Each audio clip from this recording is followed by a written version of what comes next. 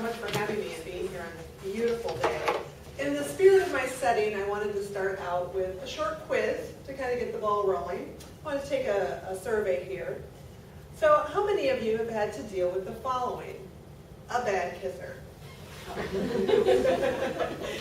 A difficult roommate. Okay. A deathly boring class. Gas. Oh, come on. Everyone's hand should be up on this. Please. It's not just me. And really lame pickup lines. Yeah. These are a few of my personal favorites. If I could rearrange the alphabet, I'd put you and I together. Do you believe in love at first sight? Or do I have to walk by you again? And my personal favorite is, can I buy you a drink? Or do you just want to? If it's an opening and you'll actually get a laugh from somebody, I mean, I'm all for it. So anyway, if these sound familiar, help is at hand. Welcome to everything you really need to know about dating in college. These are all of this is information taken from, as Beth said, the worst case scenario survival handbook for dating and sex, and then the college one as well. And we kind of came up with so many different scenarios that are common and sometimes hilarious in their tragedy. Everything from when you have to escape from a bad date to dealing with a assortment of bodily functions, which is something we can all relate to. And if you even have to pull an all-nighter, sometimes it's good to have a few tricks in your back pocket, like even if you're grading papers late at night. So when that happens, you may not have a lot of time to think through the situation, so it's good to have these things in the back of your mind. And I talked to a huge group of experts from an FBI agent who I actually ended up going on a date with. What was his name? CIA agents, a lot of people in personal safety. There was a lot of police officers, counselors, campus security, campus administrators, and they all weighed in on this. So all of this information, while at times might seem slightly ridiculous, it actually came from a source, and if you try it out, you will find that it's very effective. So before you can get busy, we're going to get into defensive dating. And the first thing you need to get straight is the gender of your date. Sometimes you might be out with somebody and, just kind of like the question mark bubble goes off above your head and you're not quite sure. First things first, when you're thinking about a person, and any one of these things that I'm about to tell you might not be a concern, but when taken together, you might want to check them out. In the worst case book, there's actually a 1-800 number so you can see if they have any sort of record. But this is the one I talked to an FBI agent about, and a lot of things you hear about serial killers are true. Loner white males in their 20s to 30s, difficulty maintaining relationships or jobs, cruelty to animals, and bedwetters until early adolescence. I don't know how you can find that out if you're chatting with somebody, unless you happen to meet their mother, if the mother isn't like in the freezer. I'm just saying. This is obviously an extreme situation, but I did date somebody one summer, and all of these question marks went off in my head, all these like warning signs. But he had a sailboat, so I kind of didn't think about it. He was 27, I was 19. He was 27 and lived in his parents' basement, and his mom deposited his paycheck, but he had a sailboat, so I kind of hung in there. And then after a few months, I found out that he had been in a Mooney colony or Mooney cult, and his parents had just gotten him out, and he had just gotten off the meds right before he had met me. So he was in a delicate position. He wasn't an axe murderer, but there were things that I probably should have inquired about. All his friends were much younger. He kind of was in like a teenage mentality when he was moving toward 30. So it's good to just kind of ask questions and trust your instincts about things. And if you do fear for your life, sometimes you just need to know how to remove yourself from the situation. So again, Another pop quiz. What's an effective way to escape from a bad date? Run out the front door screaming. Point. Say look. All ass in the opposite direction. Slip out the back door or a bathroom window. Sure. Or insult your date until he or she leaves. Another thing you can do, I mean, there's all sorts of things you can do. You can do the prearranged phone call, which some of you may have already done, where you're not quite sure about this person, so you tell your friend, like, call at 8:30, and I can just kind of fake it. If it's an emergency, I can make an excuse and get out of there. You know, my friend just broke up with her boyfriend, I have to go. Or my pet's sick, or my pet died, or whatever. And you could have an allergy attack. And this is the one I talked to the CIA agent about. And he suggested sending him on what he called a fool's errand.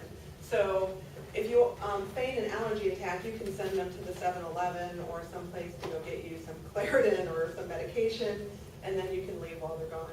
Again, this is not a nice thing to do. This is if you're actually feeling like you're in some sort of danger. Your date may not be crazy, but they may be just a little bit too crazy for you. Less severe than being with a creepy date. You just might be with somebody who's moving too fast. You know, on the first date, they're already planning like summer vacation with you. They want to bring you home to meet the parents right away. And you might just be like, I don't even know if I like you. So there are some things you can do. Try and find out what their dating history is. Are they a serial monogamist? Are they like just add water and they're in a relationship like within a week? Beware of flattery. Just because someone is into you doesn't mean that you should jump over your feelings and put those aside and just get into the relationship. Like really take time and assess how you feel about them. Delay plans about talking about the future. And you can create some physical barriers too. For instance, if they're coming in for a kiss, you can talk about the cold sore that's coming on your leg. If they want to grab your hand, suddenly sneeze into the hand. If you're out at a restaurant or a concert and they keep trying to grab your hand, have the drink in the hand they're always trying to grab. But before you can fend them off, you actually have to meet them. Or do you? These days with social media, there's a few things that you should keep in mind as well. Safety should always come first. It is far too easy these days to be posting things on Foursquare and checking in on Facebook. Try and limit information about your whereabouts. I always think it's a good rule of thumb to let people know where you've been, not where you currently are. So if you want to check in on Foursquare, check in as you're leaving so people know where you've been, not where they can track you down and harangue you or harass you. Set up a separate email account if you can. Conceal, it's really hard these days, I realize. Conceal your real name and current location if you're internet dating. On Facebook, that's not really very realistic, but on other social networks, try and kind of limit information about yourself. Meet within a couple of weeks.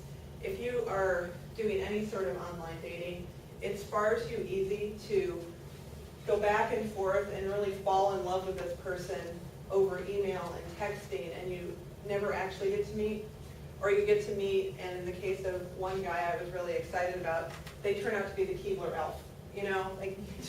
That's not really like the payoff that you want. So meet as quickly as possible, and try and set up that meeting in a well-lit, populated place. Someplace on campus is good. Don't go for a walk in the forest. That's often not a cell phone reception area. And if it's coffee or a drink versus dinner or a movie, it's only like 1 hour of your life. And if it goes well, you're left wanting more. And if it goes poorly, it was 1 hour, which is not nearly even as long as like a Kardashian marathon or something. So, you can probably give up an hour for that. And trust your gut. Again, if something doesn't feel right, you may not have to flee the scene, but it may be that it's not a good fit, or you just kind of say, that was an hour and it was nice to meet you, and leave it at that. What's the best way to sober up someone? I bet some people have some ideas here. A brisk walk. Black coffee. Cold cold shower, or force him to watch Keeping Up with the Kardashians. Is that going to sober someone up? What's that? B. Black coffee. That's Cold shower. cold shower. And brisk walk. How to deal with a drunk date is something that's really common to a lot of college students at some point in their career. You actually want to keep them walking and talking and get them fresh air. Encourage them to vomit, hopefully not on you. If they can get it out of their system, that's helpful.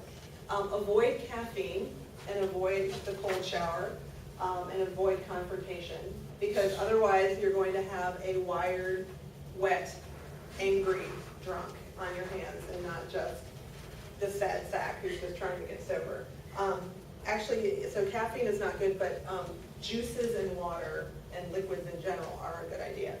And if they're actually like passed out in a ditch and you like them enough to get them out of there, you actually might have to do what's called the fireman's carry, which is kind of a four-part thing. You want to like, and I have actually seen like slight women pick up big guys and haul them over their shoulder. It's all about the knees. Bend at the knees. You don't want to be lifting with your back. Bend at the knees. You know, get your arm under their knees and behind their back, and in one motion, if you pause, all is lost. In one motion, really hoist them up and over your shoulder like a sack of potatoes, and get them to a safer location.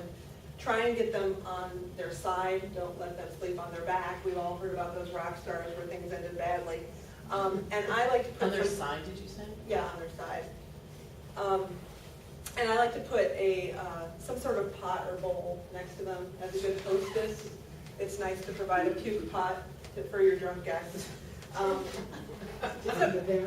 So anyway, I'm just that way. Maybe put a little rosemary or peppermint in there too. That might help alleviate the smell.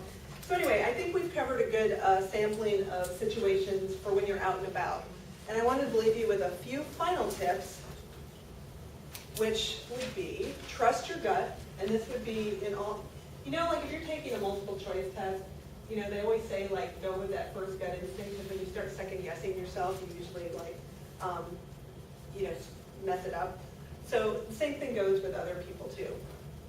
Be safe, carry a cell phone, tell a friend of your whereabouts, stay in populated, well-lit areas, and try not to give out personal information if you can. Cold air and peppermint helps you stay alert, which is not hard here in Seattle to get plenty of that. Communication is key. You know, tell people what you like and don't like. And all experience is valuable, except maybe that night at the Best Western with the Wisconsin Refugee. So thank you guys for coming on this beautiful day, and I hope you have a great weekend. Thanks.